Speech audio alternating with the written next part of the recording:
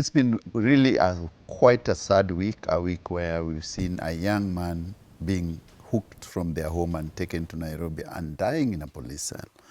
And also it has been a week where we've seen the finance bill going to parliament and the budget being read, and Kenyans not being very happy with what they are seeing. It's your biggest show. It's Let's Be Real. Let's introduce ourselves. Dr. C. Yeah, Dr. C. Dr. Catherine Masitsa. I'm a multi-business owner. I'm also the proprietor of Samantha's Bridal and Samantha's Wines, which we're going to be sampling tonight. Of course. Yeah, of course. Oh, you want me to even open it up for you? Yeah, you Please do. do. Go ahead, Maria. Yeah. Open it up. I'm Maria Nyambane. I am so happy to be here. Yes, it's a big show and it's a really, really sad week. I cannot even begin to imagine. Really? Yeah. Why? Because of the abduction? Okay. Now, for me, I'm struggling right here. I'm Simon Says right here, struggling to open Samantha's Wines, but I will try to open it up, and I will eventually get around to it. But in the meantime, yes, we're gonna keep it real with you as I finally open it up. Yes, indeed. CEO, let's start with that somber tone because this actually requires us to take this down. Yeah, actually you need a glass of wine to cool your nerves. True. You too. Why, when did you stop Dr. C. drinking? Right here. 10 years ago. 10 years ago. So you were drinking?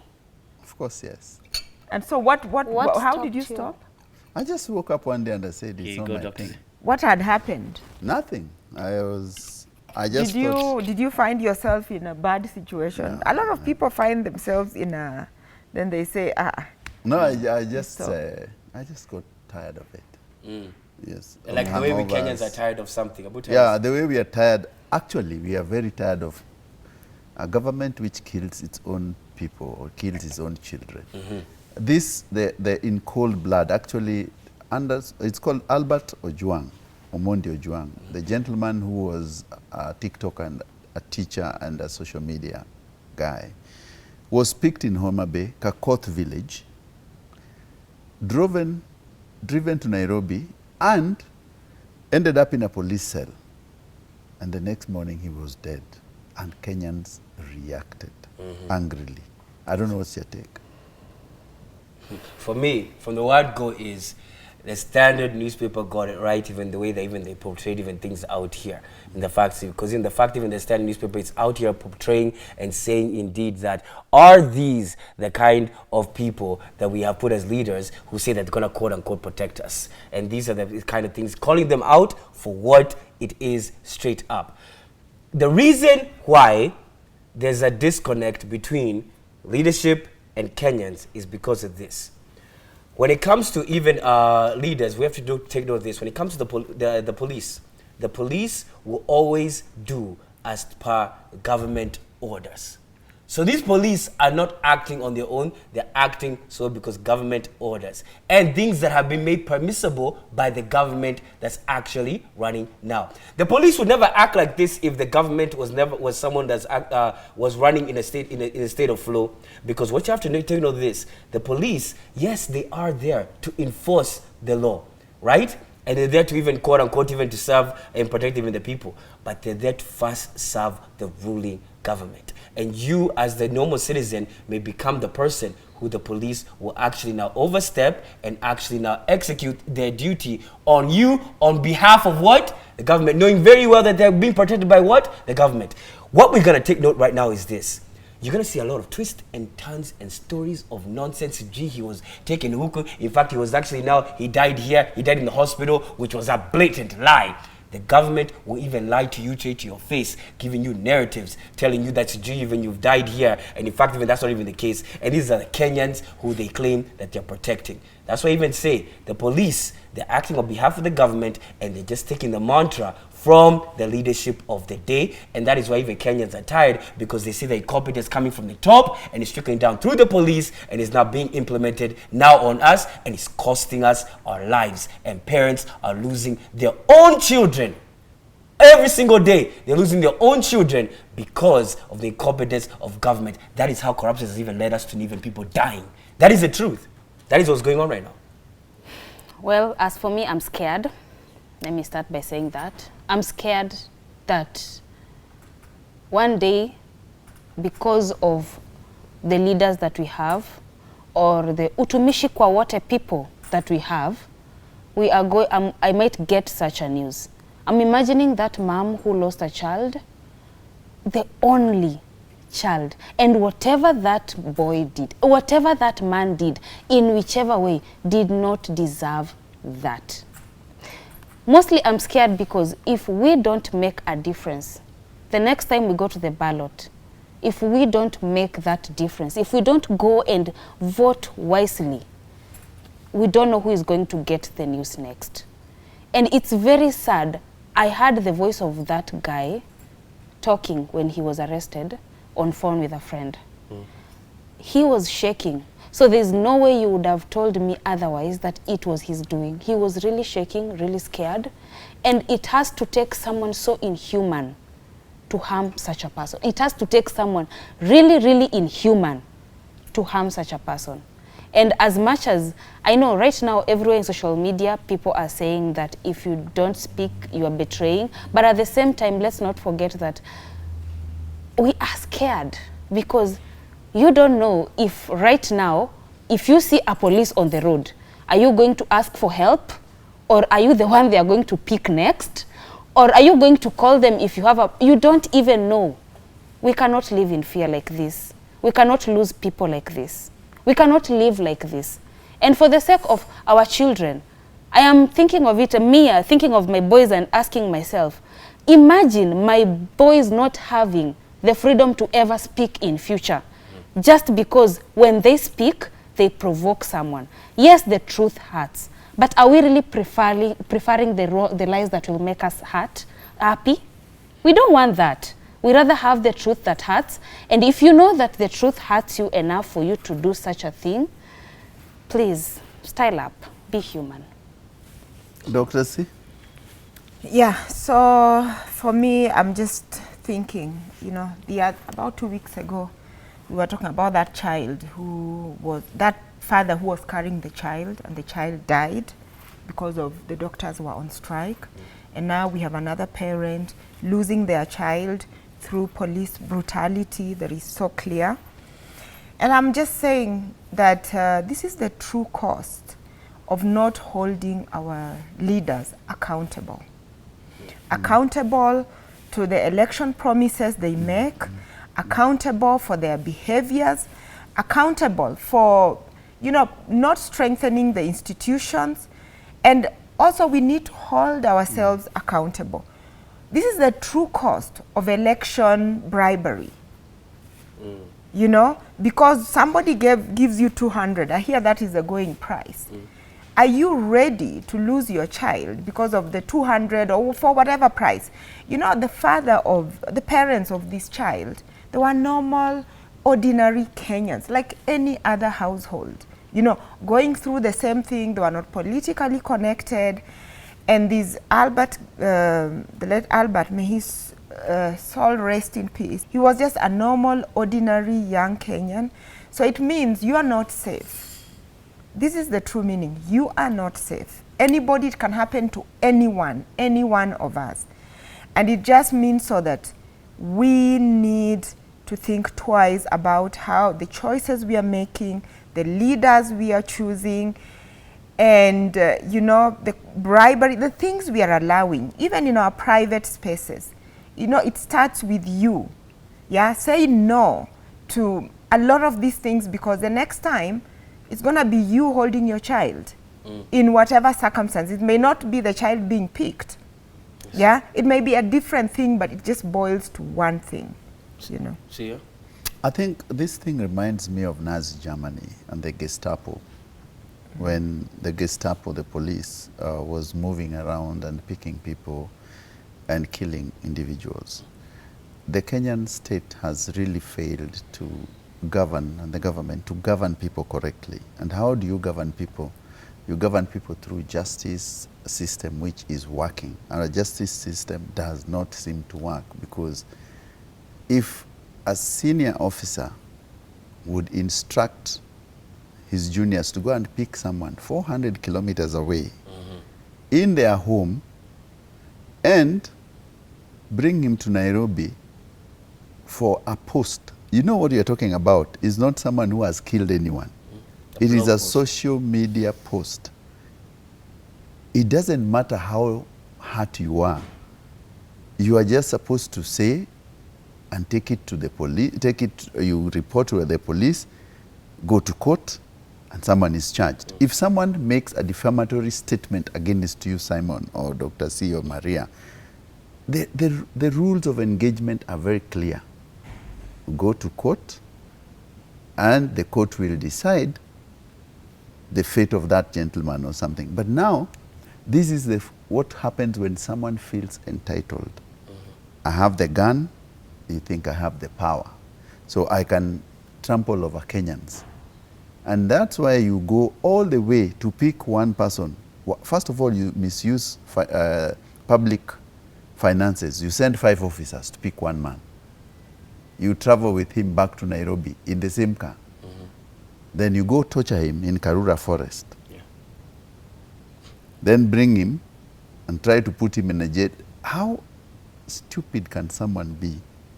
You've tortured someone to death and then you try to throw him in a police cell.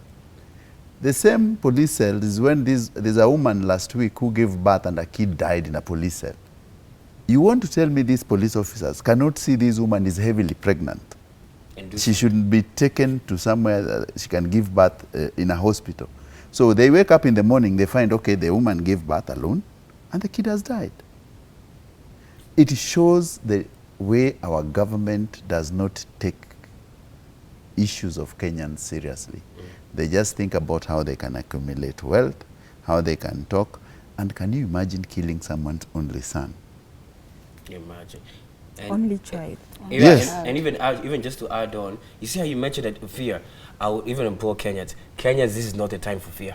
This is not the time to even be fearful. This is the time to even to stand up, even be more vocal about even the kind of government that even is leading us right now. This is not the time for fear, because the moment that you actually now cower to fear, you're actually now not giving, you're making Albert's death in vain. Because now the thing is, this is time to speak up even more and hold their feet to the fire. Because when someone acts to instill fear in you, they're acting from a place of weakness that is not a place of strength. That's what you have to take note of that. Because they have seen that indeed, I would travel 400 kilometers to get one Kenyan who absolutely nobody knew about before this, only his local community, and now he's someone who actually even known. This is not the time to cower to that fear. This is the time to even you speak up when you see something wrong happening in your area, be it in your business sector, be it in your workplace. Speak up right now, louder than ever, and shout it. Don't you dare cower to fear. And we're not that kind of people. Actually, we must be very happy with the Kenyans who stood up. I saw so many young ladies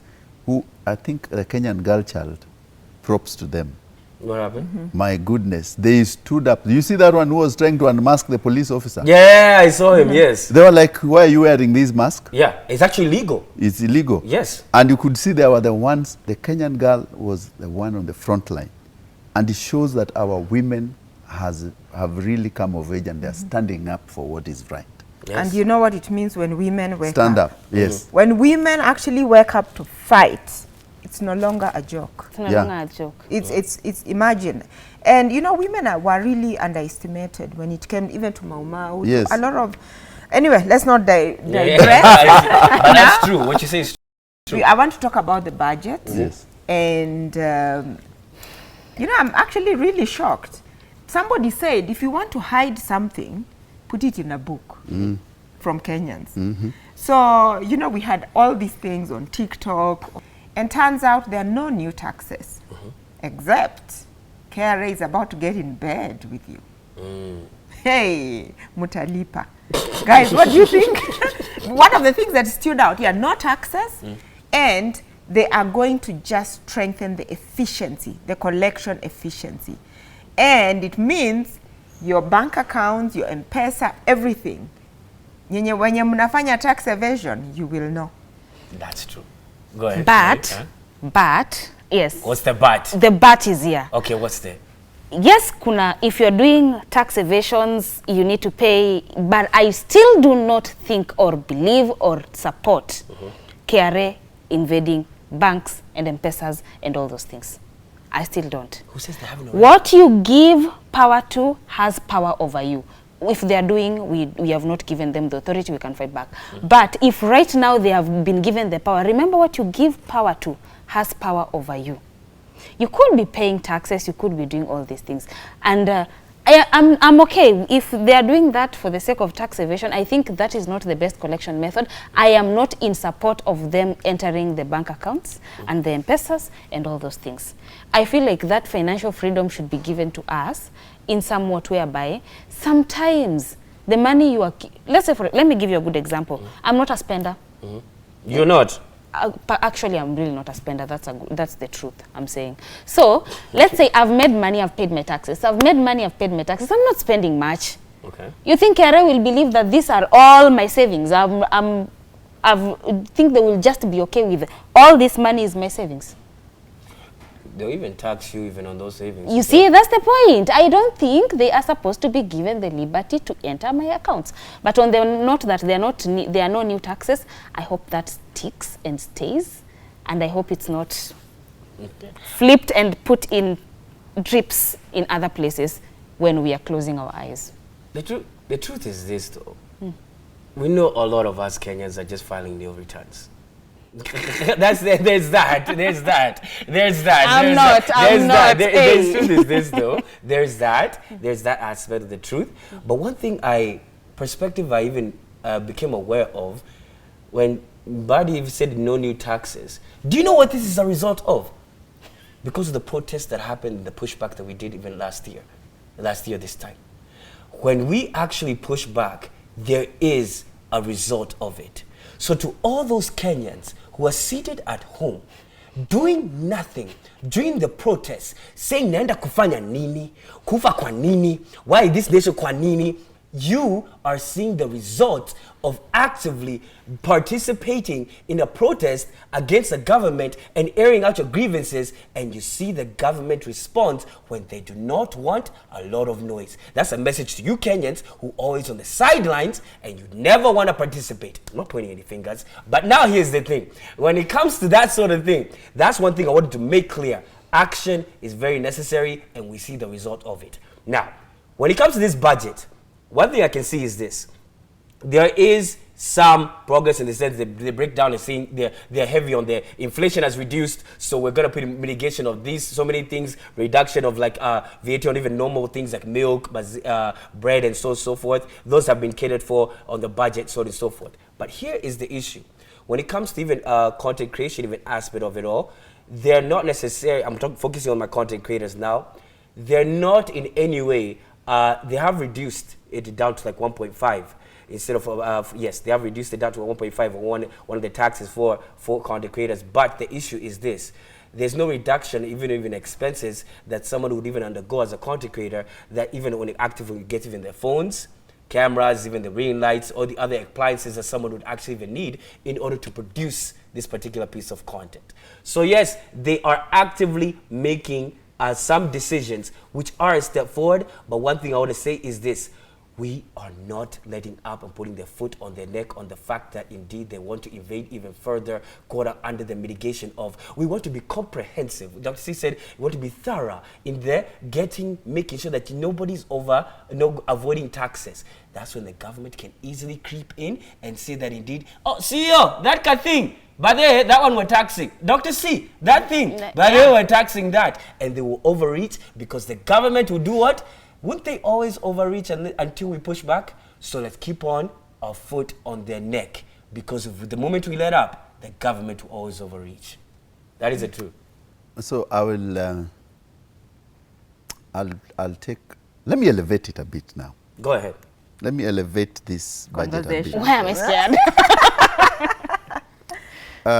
Mbadi's budget is ambitious budget, and anyone who watched him read that budget. And two big factors is that next year, the Kenyan government will borrow 1 trillion shillings in the already rising debt crisis we are in. The Kenyan debt stands at 11.5 trillion as we speak, 2024, 2025. So for them to bridge the gap for this budget, they'll borrow an extra 1 trillion shillings. that gives our debt, external and internal debt, will stand at around 12 point something trillion. Now, let me break it down to how the money is going to be spent. We see that the core areas where the government should finance, education, the budget has been reduced to 700 billion. Health, communicable diseases, which if affect the children, the budget has been reduced.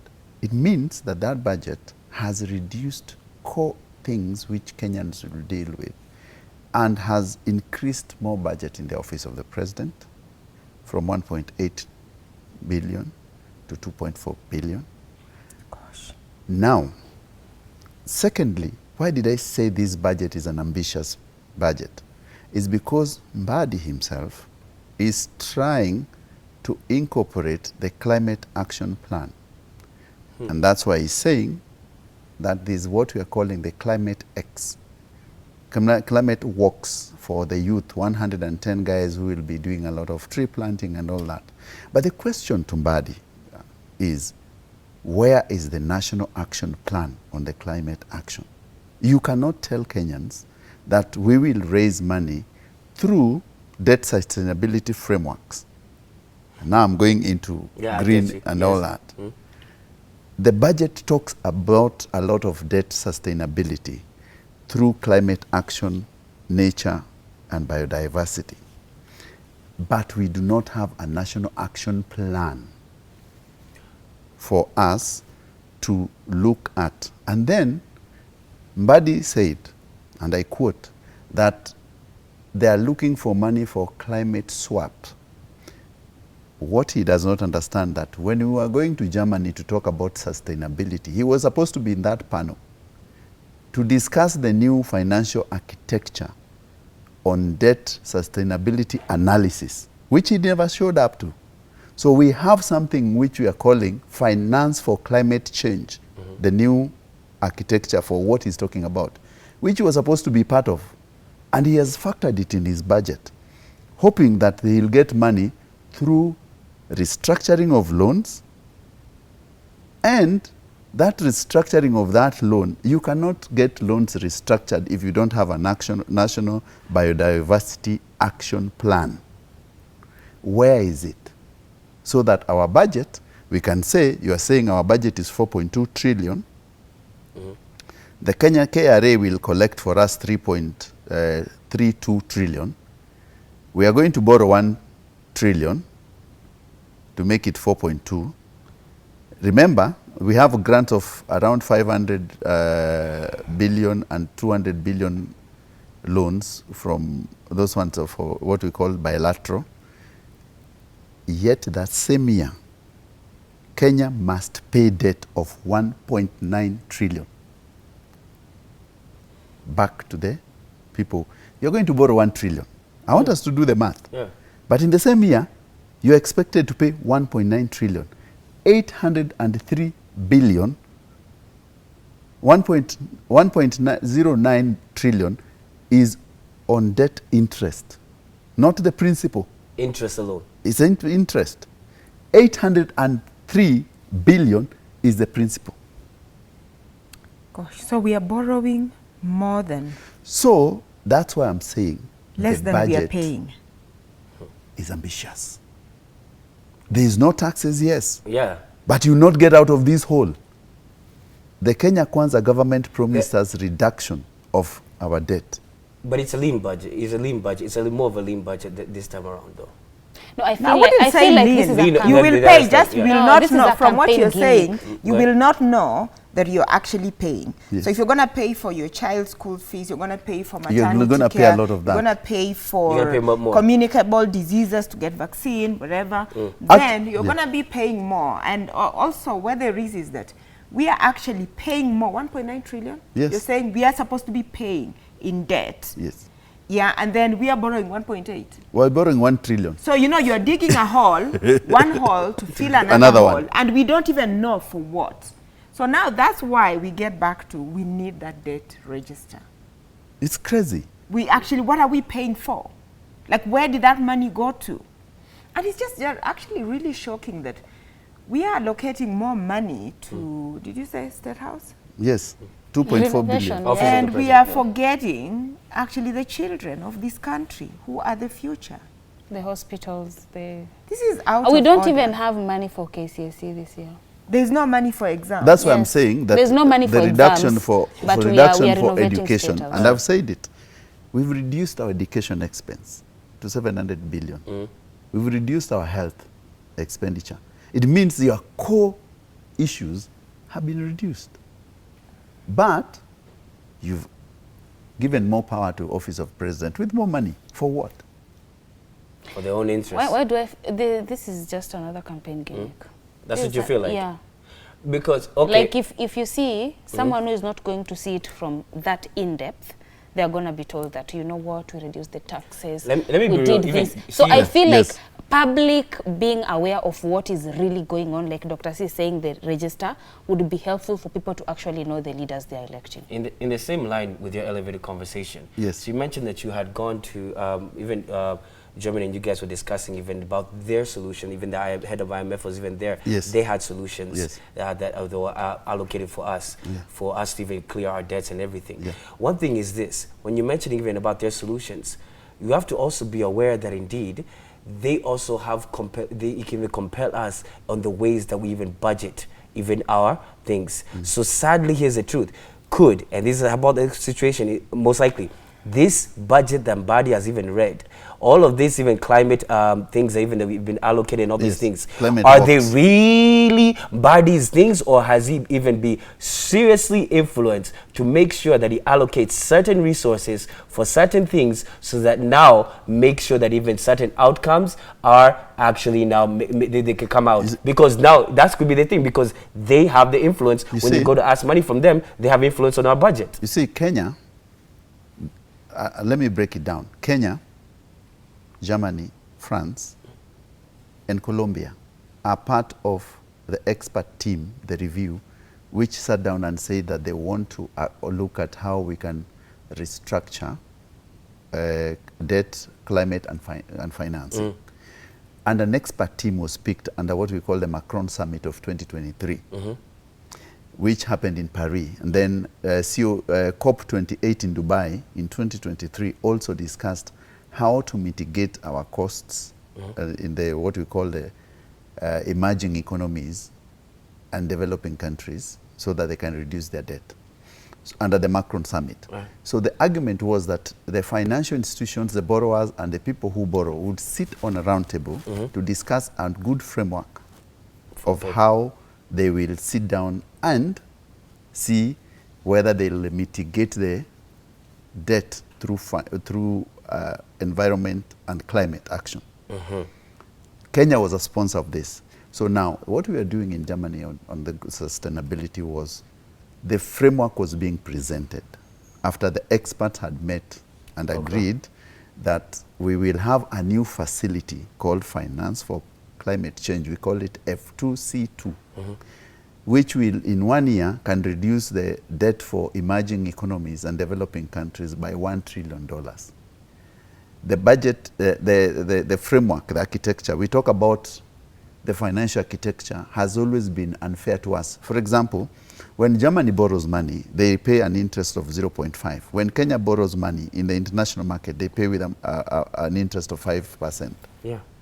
You see? Yeah, So there's always that. So we are saying the financial architecture has not been very good to the least developing and emerging economies. So we are saying, how do we, because they do not influence or do a lot of pollution in the environment, they are supposed to be repaid through what we call the Kyoto Protocol. Which is? So we have agreed, then the agreement was to agree to set a new financial architecture which incorporates environment, and because when there's a lot of environmental degradation, Africans suffer most because, one, there are floods, there's a lot of global warming, and when you see our animals, our food security and all that. So the agreement is, let's have a better financial architecture which incorporates climate. Yeah. nature. Because the current one is very oppressive and actually has a stringent process in which it actually makes even our leaders make budgets that restrict even Dr. C's business, even Maria's business, and Simon's ability to get any extra income. That's the truth. Yeah, but in this budget, why are we planning with what we don't have? We apply, you see, my so that fear. KRA can get into No. banks. We are planning with, from what you're saying, Yes, we are planning, CEO, yes. on something that has not even been ratified. And I'm saying we are planning ambitiously, because remember, who sells these carbon credits in this country? And it's $2 per acre. And who has that license? You know, sometimes I sit down at, you know, Kenyans are not stupid. Of course. And Gen Zs out there should go and ask themselves, who has the tender of carbon credits which goes to the carbon market? Your guess is as good as mine. True that. There's someone we are financing through these climate walks, and Buddy knows what I'm talking about. And if he has a discussion, we can discuss, we can tell him, we understand what we are saying. Yeah. So there are certain people who are actually getting these Climate credits. Yes. And we are not, the country is not benefiting. So are we? and The know. country is not benefit, but We they are, not. but they've individual. budgeted with it. Yes. Imagine. That they will tax. Yes. They will tax those credits. Yes. And they use it for their own benefit. Yes. Huh? And that's us keeping it real. We'll be right back after this break, okay? Keep it locked right here. We have more stories.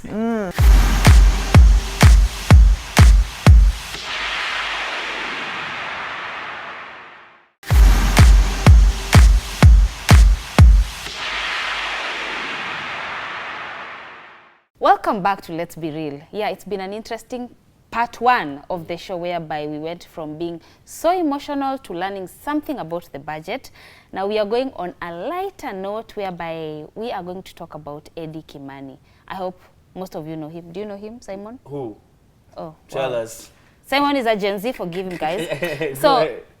Eddie Kimani, he was famous. I know CEO, you know him. Dr. CEO, you've heard of him. Yes, he was a voice-over artist. He was known for Better World, sports. He was actually good. Now, for those who are in the internet, have seen him take to the internet how life is difficult after fame, whereby in some cases you see marriages end. And it's not the first case, by the way, we've seen that happen too. We saw Omosh becoming a beggar. We saw Angel Renge. Do you know Angel Renge? Who's that? Oh God. What did she do? Miss Morgan, you would not know her. So a lot of What happened to people, her? a lot of people come online after fame. Now they start having no money. Some no families. Some even sink into depression right after fame. So Simon, Yeah. you are a content creator. I love it. You're just throwing it Oh in my face. goodness. Tell me now. Are your savings okay? No. I am broke. But one thing I would say is this. The truth about it is this. You're in the pursuit of fame. Good job. You're in the pursuit of fame. Know the consequence of what you're in the pursuit of all the time. Because there are people who actually don't know how to leverage that notoriety to excel themselves to a consistent income. You can be known, but does that being known give you a consistency of income? That is the number one thing. Do you put yourself in a position in which this fame actually feeds you, or do you just get high of that? Everybody in the supermarket, everybody when you go even anywhere you go is like, boss, I like the way that you did that thing. I like the way seeing you on KT. I like seeing you on this. Do you just get the high of that? Bring yourself down. Watch out, Jinga. You're not even famous like that. And there's a difference between being famous and actually being a celebrity. Those are two different things. You can be known on TikTok and nobody knows you out here in the real world. Just because you have 100K followers on TikTok does not mean you are famous in any way. Boss, you are just someone who people appreciate their content. Now the thing is, when you connect your famousness with a consistent income that people know you for this particular thing, you become someone solidified. There's a difference between Bien and a TikTok star who has more followers than Bien. There is a difference. But what if There is a sinks into difference. depression? One has a consistent thing that they're known for and they're a brand. And I want you to take note of this. Let me also say this. People confuse themselves saying that you're a brand. No, you're only a brand if you have success attached to it. Abu, let me repeat that again. You're only a brand if you have success attached to it. You're just someone who's known. You're not a brand if you have no success attached to it. And I mean success in this way. Has your name and your brand and your reputation led to something successful being done? in the sense that if you're only being known on a specific area, you're not a brand, you're just something that's known. You can have all your logos and everything, but you're not a brand because you don't have any reputation. You don't have any credibility attached to it. A brand has success attached to it. Before you call yourself a brand, Abu know what a brand really is. A brand has reputation and success attached to it. So attach some success to it, and then you can really call yourself a brand. And don't get when you're in the pursuit of fame, because everybody nowadays, fame is such a big credibility for even us young guys. Because, being honest, the truth is this: a guy who's famous at times, even in a club, then a guy who has money at times even may get more notoriety just in a club setting and give you a false perception that you are more than the guy who has money. Woe unto you. In real life, that fame will not feed you unless you're able to leverage it to get you some income of consistency. And don't let it go to your head. You're not as important as you think you are in people's lives, because people consumed your content for that 1 or 2 minutes or few minutes that they consumed. But guess what they did afterwards? They swiped on, and that's how life will go on. I'll say this. You see the difference between being this being a business, like you as a brand, let me put it that way, being a business versus someone who is doing a business is, when you are known, you are expected to live a certain way. So if you take people's expectations and make them your own expectation or your own reality, that is when you find that when this fame ends, these people who are expecting you to do ABC do not even care. They're not even there anymore. Now you have to suffer. Unlike me, I'll do a business today. If it fails, it was personal. Like, I don't care what the other person next door is, the business the next door person is doing. Both of us made money. Both of us maybe a business succeeded. So it's all a business. But in terms of, because no one is expecting me to deliver in a certain way. So if it succeeds, yeah, I'm the one celebrating. But when it comes to fame, if it succeeds, people are celebrating with you. So the day they stop celebrating, people actually will do everything for the likes, for the eyeballs, for the views, everything, including losing themselves in the process. Now, this is now where the problem comes in. We need empowerment of people who are in this industry, because as much as we are depending on them to think and tell themselves, this stream of income will not be forever. Someone better than me will come. Someone who can deliver this content better than me will show up. One day another person will blow up. If you did not know how you're going, your sustainability plan after that, then that is when you find that now when it's over, the day it just says, oh, now it's over, you realize that you have nothing to live for, you don't have a job, and it becomes hard for you in the society because people actually expected you, and you've shown them that you always live as per their expectation to have a certain kind of life. And that's why you will see that if someone sees a celebrity in a matatu, that's a big deal. So what do? You buy a car. Don't buy a car. Nobody cares. Tomorrow there's someone else. Well, Right, so just in the interest of time, I think finances was just one of the things, in fact a very minor aspect of what Eddie Kimani spoke about in that post. He spoke about the mental health toll of being famous and being drunk with fame, the mental health toll it actually takes on people. Because, yeah, there's this thing of being famous, you go to a place, yeah, we know you, Dr. C. And as a reality star, so I know what he's talking about. And then, so you realize that you're really famous, and especially for men. He really was addressing it in light of, in fact, I'm going to put it on my social media status, so go there. It's actually on my status, social media status, I'll put it.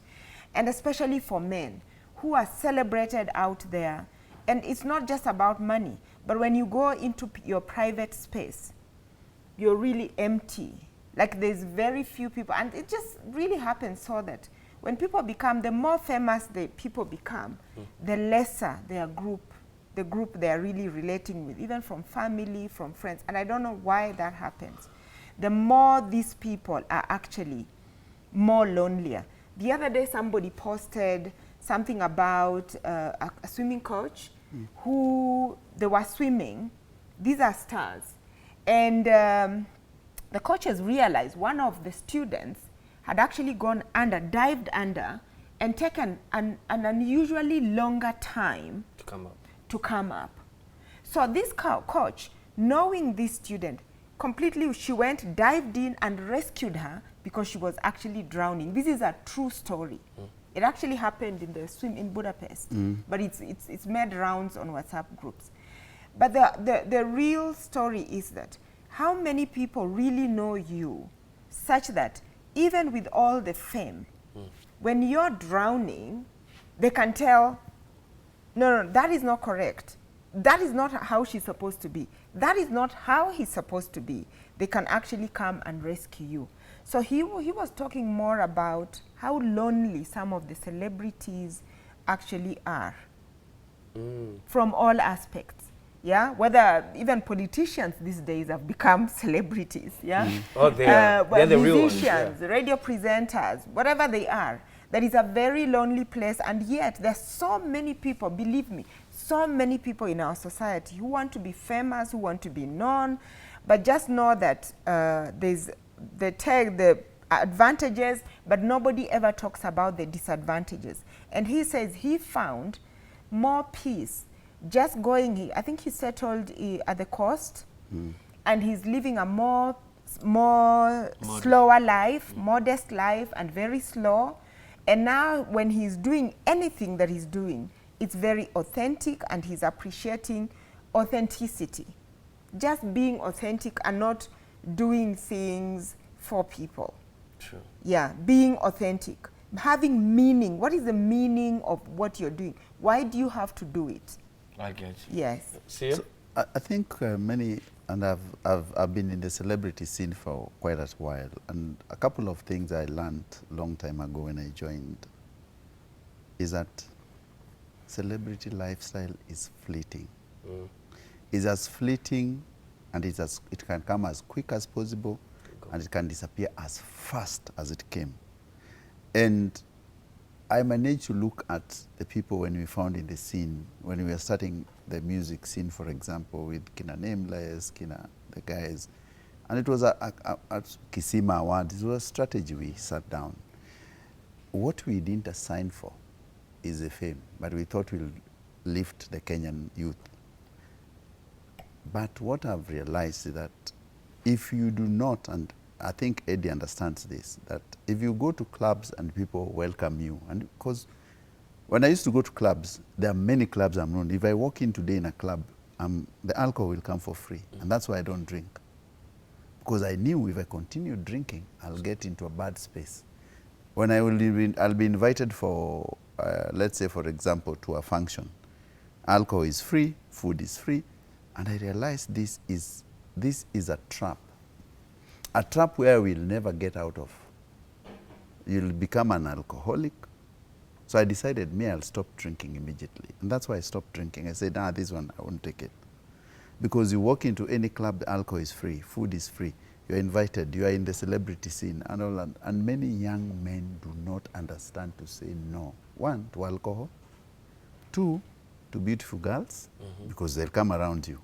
Of course. And you'll spend a lot of money. So when you come to so you'll spend less time with the family, or you'll get one stable. It'll take you a long time to discover this is a stable woman I want to be with. So you'll be moving around, running around, and that takes toll on your mental health. And after some time, when you realize you've not invested anywhere. And most of our celebrities, you look at, there was 20th century. There was a very good shop called Rock Collection. Where every celebrity would go and buy shoes for 20,000 because you want to be seen. You want to feel that you can dress well. In Kenya? Yes. Rock at that Collection? time, yes, it was at 20th century down there. The guy moved to Kiambu Road. So Kenyans the young celebrities did not understand that 20,000 can buy you a very nice goat. 1 acre in Embakasi those days. Those days. And there was a group of people I knew. Wow. Who we told when Safaricom was doing this, the concert. And I told some group of boys who are in a group, I will not mention them. I told them, why don't you buy land in Kamulu? They told us, no, but you're making a lot of money. Today, none of them have any piece of land, have no investment. They're begging in the streets. But they used to earn millions. So the problem with fame is that you concentrate on fleeting things. You do not want to do things which will develop you. You want to be seen, Simon, I'm dressing well, I'm with the most beautiful woman, I'm eating, I'm in the 5-star hotel. My friend, eat your chapo mandondo at peace and go home and relax and buy 2 cows and buy land and invest. That's true. That's the only And way. you know, let me say something. As a reality star, the one many people know beyond even Kenya, one of the things I really appreciate, and I must say I was really among the very lucky ones. I've been on the celebrity scene since the year 2000 with Going Out magazine, yeah? So I bit know about this, yeah? People really appreciate my authenticity, especially on the Showmax show, The Real Houses of Nairobi. They appreciate the fact that I'm not going to buy a new dress because these things really cost. There's- when you it's a look lot of at money. it, to look, even the way we are looking right now, lot of money. it costs to look like this. And one of the other things I actually learned, because I was there when Pulse magazine was being When you launched. started it, yes. When you started. Yes. And the whole idea was that when you looked at the Kenyan print, the Kenyan radio, Kenyan TV, you looked at it, we were only talking about Hollywood stars. So it was agreed, generally agreed within the media space that we are going to create our own stars, Stars, our yes. own celebrities, and whom we are going to write about. So we will elevate you to that level. Yeah, and when I say we, I'm talking as an investor within the entertainment business with Going Out. Yeah, I produce a lot of TV shows. We elevate you to a certain level, such that the day you fail, we also come for you. I mean, I agree with you, because even some people who are really like building up a very authentic audience are content creators, even on social media. But lately, what's been going on with that authentic voice is that now the government would now kind of try to even step in and try to gag you a little bit, because they see that you're being too authentic and you're being a bit too real. Who am I talking about? For example, I'm talking about the senator of Wajir, who actively, he said that indeed, we should close even these WhatsApps. These, you know, they'll say things like that. These 2 TikToks, Facebook, he wants to close them all down. And he's saying it for the sole purpose as a recall to the main story that we even started with, like, for example, to now, as a form of safety, because we're protecting you from you saying bad things, so that now the government does not come after you, and yet we are actually in the government ourselves. And that is the main thing. That was his premonition, that he was coming in when they were discussing about the abduction story that we started with in the beginning of the show, in case you missed it, that indeed we should shut these things down and we should shut all social media platforms down. And this extends even beyond even Kenya. Even you see even places, even like even the UK, where people are actively going to jail longer than sexual criminals for saying things on social media and just for social media posts. And it could just be because of their own laws, even in the UK. Before I say my things, what are your thoughts on that, seeing the trend that governments are actually making? Okay, first of all, how many people are being fed by that social media? Closing it is not the solution. Thinking of limiting the, but you know, the youths of right now, they would be suffering more. Jobs have been created because of social media. Our businesses, actually, most businesses are growing because of social media. Oh my, TikTok shops, where nowadays we don't go to Gikomba as much. There is a lot of shopping online than anywhere else. By the way, if there's any other company that is gaining a lot, is the parceling companies, the matatus.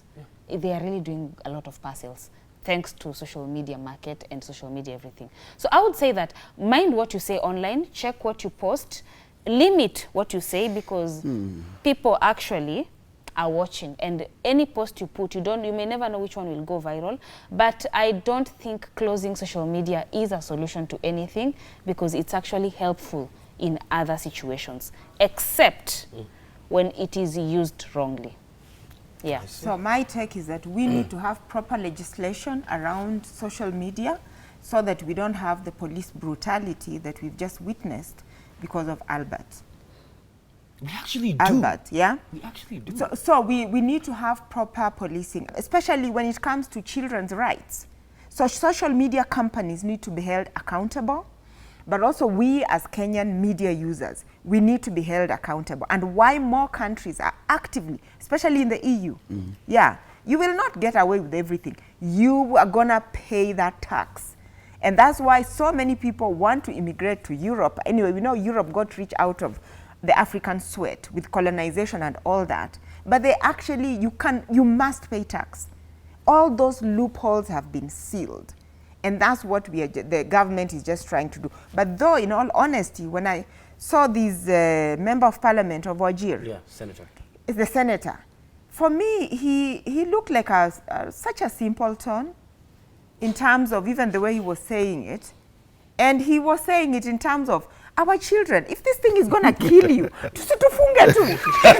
That's what he was saying. You understand? You know, He was saying it, they said that if this is what is going to kill our children, ebu ifunge. You see the tone, I see that too. which is very different from the See dictator close it to msiseme maneno. so he should have been concentrating on asking those guys tough questions, not asking us to regulate social media. In social media, why probably they would want to regulate it is because of disinformation, misformation, and nudity. Nudity. There are things which we cannot allow to go on. And people, as social media users, and we are heavily on it, we should sit down and ask ourselves, do we want to agree child pornography to go on social media? That people have seen the other people there talking about raping even kids on social media, and it's posted. Yeah. There's misinformation in social media. We have to regulate those things in a proper framework that it does not harm the people who are using it. Number two, the government has, in this budget, has allocated 150 million for social media, for tracking people on social media. So you guys, be aware that the government is on your back now. Yeah. Because the money which they should have given education, they've picked 150 from education given to social media. Imagine the government now wants to be busy focusing on spying on us rather than actually looking for avenues to actually even help us. That is the main thing. Are they going to And subscribe? Subscribe to what? Just Maybe they subscribe. And one They thing need is, to follow. my quick thing on this is very simple. When there have been active steps to show incompetence towards even any management of even funds or even running towards government, I don't think there's any way we should even trust the government not to overstep. Already the rules that are already in position right now, it's not like social media is running free willy right now. There are already rules and regulations that are actually there right now so that indeed social media can actually even flourish, even people can able even to transact business. Those are already there in even laws, they're already there. The problem is this: trusting people who actively take steps towards incompetence, that is a very scary thing. And also even when it comes to even communication, one thing I'll say is this: when people are actively using social media to even communicate with one another, and then now people above now try to limit that conversation, means that there's something that they do not want people to even come together in unison over even other issues. Because social media has been used as an active force, not only to even bring people together, but even to show even a unison towards what the people actively even want. Even goes even to even your workplaces, even places that you work. When your boss actively seeks to diminish your voice and to actually now bring segments in which that you guys are not able to communicate with one another. They're trying to segment you guys and pull you guys apart and show that indeed they want to divide and rule and separate you guys. Well, because they know the fact that when you guys even come together, you guys are a unit of force, and you guys should be even unity together is what leads to progression. Because they always, when there's a friction, it leads to progression. And when now the authority does not want to listen, that is when we show incompetence of the highest order. That is the truth.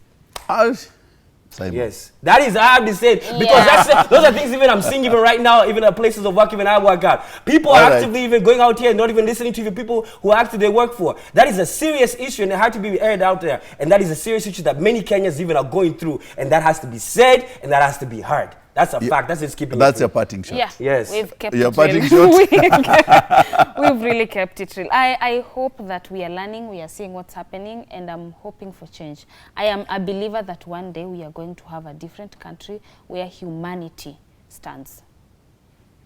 Dr. C, Well, I'm just hoping that we can restore civility. We can be civil with one another, even on social media, even how we are institutions are interacting with the citizens. Just restore shame and civility with one another. and I would say, let's just cut in our budget. Always cut our shirt according to our size. Let's not If you gain some weight, I lose weight. sounds a nice pink shirt. Nice pink shirt, by the way. cut your shirt. Or did you want a cheers or Cheers, something? cheers, yeah. Cheers. See you guys next week. Yeah.